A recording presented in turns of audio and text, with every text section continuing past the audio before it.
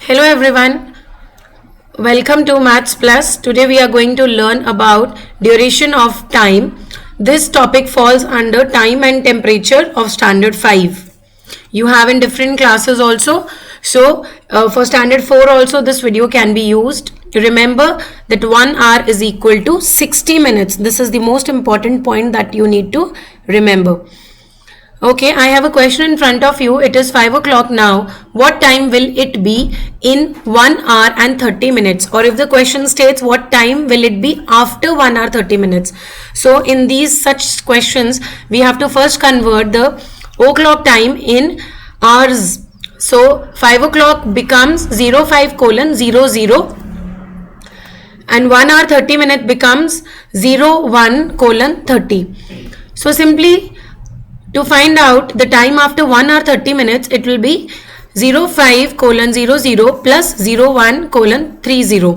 So you add them up, hour in hour and minutes under minutes, you get the answer to be 6:30. So time after 1 hour 30 minutes will be 6:30. Here I have another question. It is 3 o'clock now. What time was it in 1 hour and 15 minutes ago? So we have to find ago means before. So what do we do here? Again 3 o'clock is converted into hours, 3 hours. 1 hour and 15 minutes is converted into 1:15. What do we have to do here? Time before 1 hour 15 minutes will be 3 minus 1:15. So whenever we have to subtract from the minutes and we do not have minutes in the minuend, then we simply convert the minuend with minutes. This 3 we will convert it into 2 hour and 60 minutes because 1 hour has 60 minutes, 1 hour has been reduced here and minutes has been added, minus 1:15. When you do the subtraction, you get the answer as 1:45. So time before 1 hour 15 minutes will be 1:45. Nisha started for her school at 7:15 a.m. and reached after 35 minutes. At what time did she reach? Time at which Nisha started for her school, that's 7:15. You can also write it as 7:15 hours. Time after which she reaches school, it is 35 minutes. So simply we have to find out the next time, that is the time at which she reaches school. 7:15 plus 35 minutes. The minutes will be added in the minute side. If it exceeds, we are going to make it an hour. If it exceeds 60. But here, what do we do? 7:15 plus 35.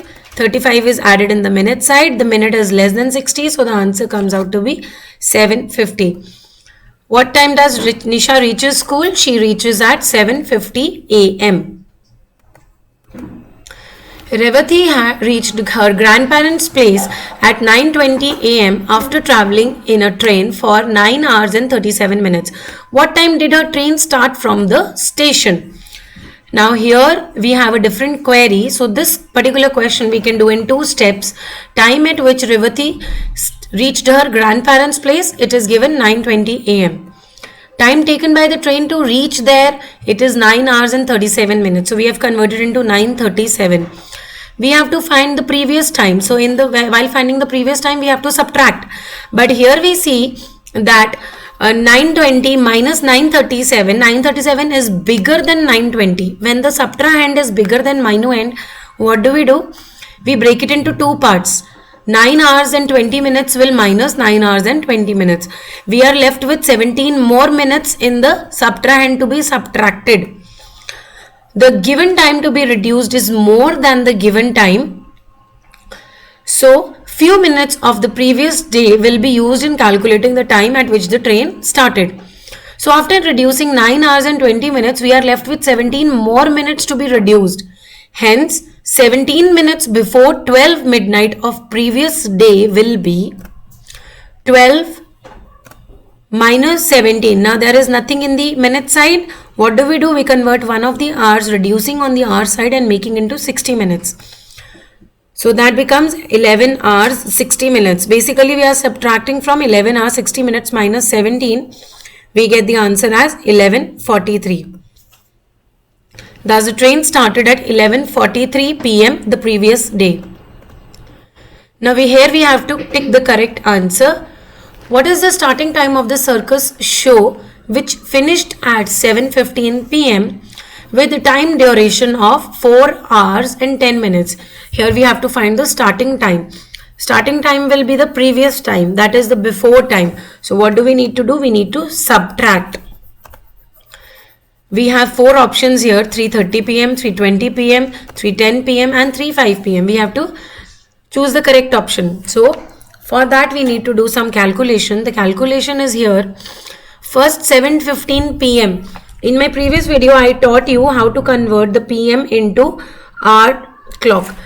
So by adding 12 hours in the p.m. we get 24-hour clock. So when you add 12 and 7:15 you get the answer as 9:15 hours. From this you have to subtract 4 hours and 10 minutes. When you subtract 4 hours and 10 minutes from 9:15 you get the answer as 15:05. 15:05 is basically 3:05 p.m. So what's the correct answer? 3:05 p.m. That is 3 hours 5 minutes during the afternoon time, that is p.m. prime meridian.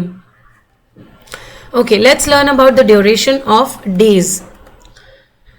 I have a chart here which needs to be filled.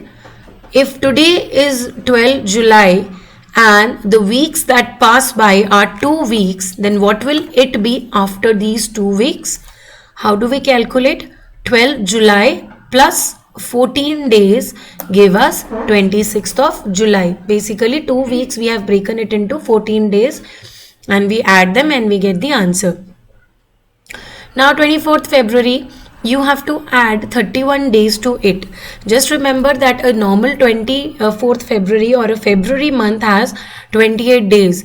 If it would have been a leap year, it would have been mentioned here.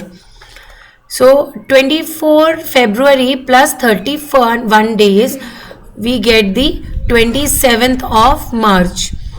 Now what we will add to 24th October, that we get 16th of November. Just use a calendar placed next to you, or you can take a calendar from your home and try to solve this. If you reach 16th November from 24th October, how many days pass by? 24 October to 24 November, it is 30 days, 31 days actually, because October has 31 days.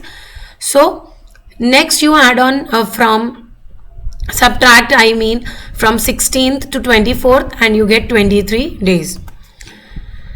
What will be 6 months prior to 3rd of December? So you just subtract 6 months from 3rd of December and you get 3rd of June. 27th May, if I add 25 days to it, what will be the answer?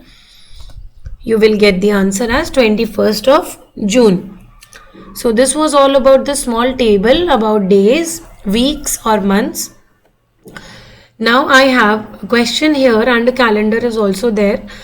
A drawing competition in a school starts on 13th of October and lasts for 7 days. Prizes were also distributed on the last day of the competition. Find the date on which the prizes were distributed. So here one important thing that you need to notice that is it lasted for 7 days and it started on the 13th of October. And on the same last day the prizes were distributed. So day on which the competition started was 13th October. Time for which it continued is 7 days. So the date on which the prizes will be distributed will be 13 plus 7. But remember here that 13 is an included date. If you usually add 7 to 13, you should get 20. But here because 13 is included, so see 13 is the first day, 14 is the second day, third day, fourth day, fifth day, sixth day, seventh day. So 7th day is 19th of October. Thus the date on which the prizes were distributed was 19th of October. That's why you need to solve it practically, writing the dates in the rough column. You can do this. Add the 7 days, but just remember that 13 is included, because if you directly add 7 days you will get the answer as 20, which is a wrong answer. Nisha is a 15-year-old girl. Her sister is 4 years and 6 months younger than her. Find Nisha's younger sister's age. Now, how do we do such a question that is age related? Age of Nisha is 15 years. Age of her sister is 4 years, 6 months younger than Nisha. So, age of Nisha's sister should be 15 years minus 4 years and 6 months. One by one, we are going to subtract the years and finally we will subtract the months. 15 minus the first year, 14 years. 14 minus the second year, 13 years. 13 minus the third year, that is 12 years. 12 minus the fourth year, that is 11 years. So we have subtracted 4 years, but still we are left with 6 months.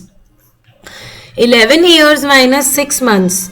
Now whenever we have to subtract months from the year, we break it down into 2 steps. We convert the one of the years into months. So here 11 years has broken into 10 years plus 12 months, out of which the 12 months, 6 months have to be subtracted.